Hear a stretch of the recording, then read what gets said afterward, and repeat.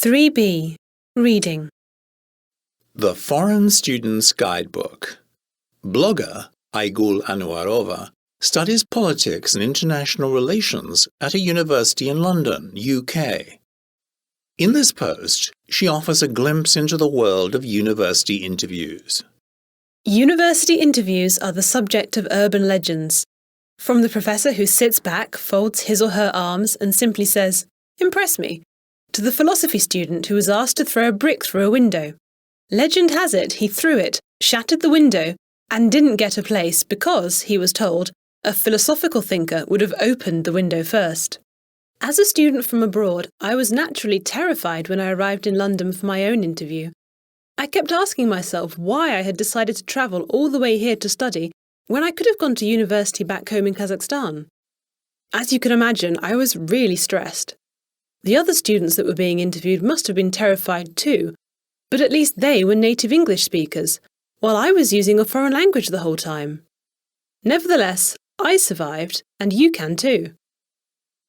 There is no one formula for a university interview.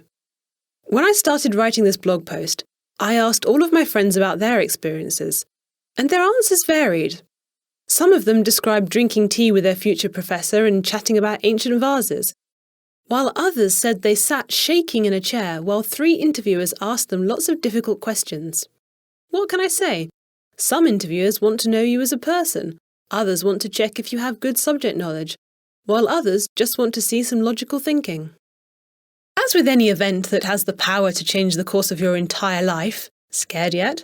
It goes without saying that you want to make a good impression by turning up on time, dressing reasonably smartly, and knowing at least a little bit about what you're doing and why you're there. At some point, you're going to be asked why you want to study your subject and why you chose that university. If these are both things you really want to do, you shouldn't need more than a bit of thought to answer these questions. Helpful tip: saying, "My parents are making me apply," doesn't tend to go down too well. And yes, the time may come when you are asked something so weird, so unrelated to your subject that you're lost for words. How do you know the moon isn't made of cheese? What do you think about bananas? Describe a sound that doesn't exist yet.